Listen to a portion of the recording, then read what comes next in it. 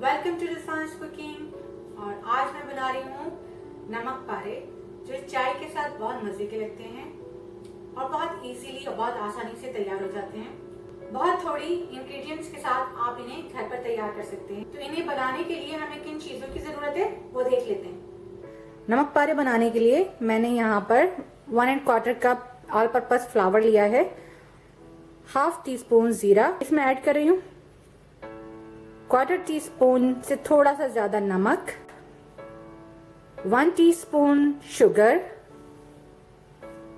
1 tablespoon shortening. मैं यहाँ पर वेजिटेबल शॉर्टनिंग यूज कर रही हूँ। अब इसको मिक्स कर लेंगे।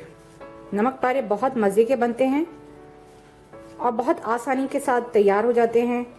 तो अब इसमें थोड़ा थोड़ा पानी ऐड करके मैं इसे गूंदूंगी।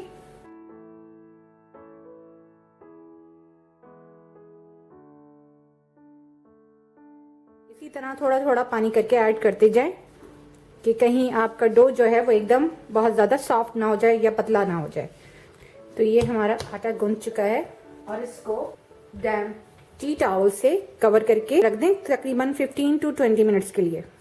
नमक पारे बनाने के लिए हम ये जो डो है इसको रोल करेंगे। इससे हमें बहुत थिन बेलना है।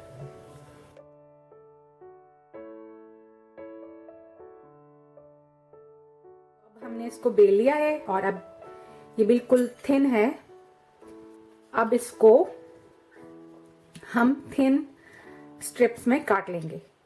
तकरीबन 1 इंच की स्ट्रिप्स होंगी जो हम काटेंगे। तो इस तरह पिज्जा कटर लेके आप इससे काटें इस तरह।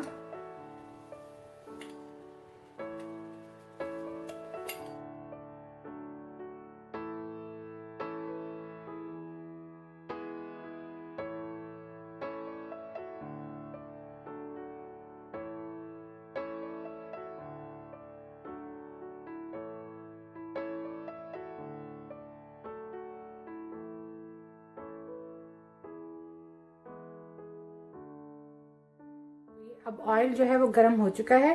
तो ये अब नमक पारे जो हमने काटे थे, अभी मैं इनको ऑयल में डाल दूंगी।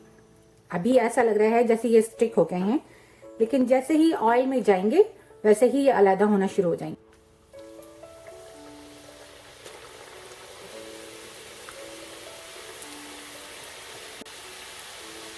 इसको चलाते रहें, मुस्तकिल इसको जो है फ्लिप करते रहें। इन्हें बहुत हल्की आंच पर फ्राई करना है। ऑयल बहुत ज़्यादा गर्म नहीं होना चाहिए वरना ये बर्न हो जाएंगे, जल्दी ब्राउन हो जाएंगे। क्योंकि हमें ये क्रिस्पी नमक पारे चाहिए, तो ये जो है बहुत हल्की आंच पे फ्राई होंगे। तो अब ये तकरीबन फ्राई हो चुके हैं। इनका बहुत लाइट सा ब्राउन कलर आ चुका है।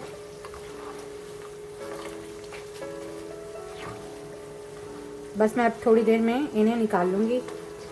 अब इनको निकाल लेंगे।